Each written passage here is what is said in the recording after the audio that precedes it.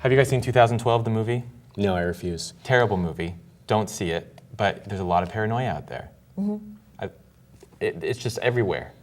2012, paranoia is on the rise. Public concern about doomsday in December 2012 has blossomed into a major presence on the internet, TV, and even in Hollywood. There are almost 200 books on Amazon.com dealing with the subject. All kinds of scenarios are being suggested, including reversal of the Earth's magnetic field, severe solar storms, a reversal of Earth's rotation axis, and bombardment by gamma rays or other unspecified lethal rays emanating from the center of the Milky Way. So how did this all start? In 1976, a fiction writer named Zecharia Sitchin claimed that he found and translated ancient Sumerian documents that identified a planet on a collision course with Earth called Nibiru. The documents also told of ancient astronauts visiting Earth from a civilization of aliens called the Anunnaki. And later, a self-proclaimed psychic, totally uninvolved with him, her name was Nancy Leader, claimed that aliens warned her that Earth was in imminent danger from the approaching planet Nibiru. The catastrophe was initially predicted for May 2003, but when nothing happened, the doomsday date was recalculated and moved to December 2012. Incidentally, Nibiru, the planet, seems to be immune to detection by NASA's infrared sky surveys, as well as all observation by professional and amateur astronomers. Only recently has the fable been linked to the end of the Mayan calendar. Seems like a dubious postulation, doesn't it? Not nearly as convincing as the one about the all-powerful space ghost who sent himself to Earth on a suicide mission in order to satisfy his own arbitrary rules about atonement, and who is now poised to destroy anyone who doesn't psychically accept him as their personal savior.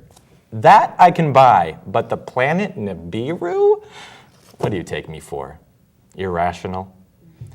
You know, Jehovah's Witnesses, the religion I was lucky enough to be raised with, have been predicting the end of the world for over a century.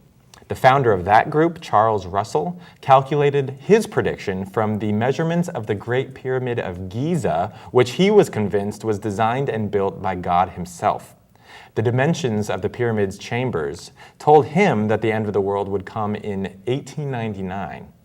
When it didn't happen, the Jehovah's Witnesses changed their prediction to 1914.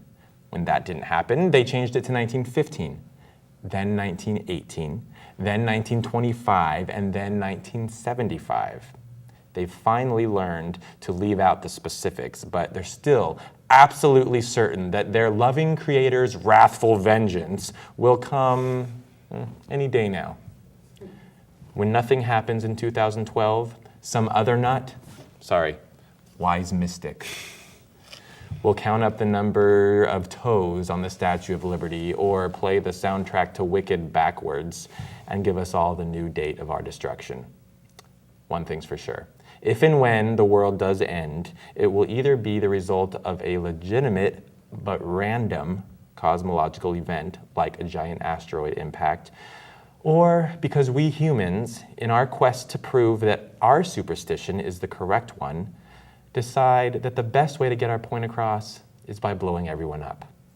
Of course, we'll destroy ourselves along with the rest of humanity, but that's okay, right? The space ghost promised us eternity in paradise. Right? Oh God. Right? Merry Christmas. And thank you, Kim. Thank you, Jeff. And thank you, Grace. Thank you, Jeff.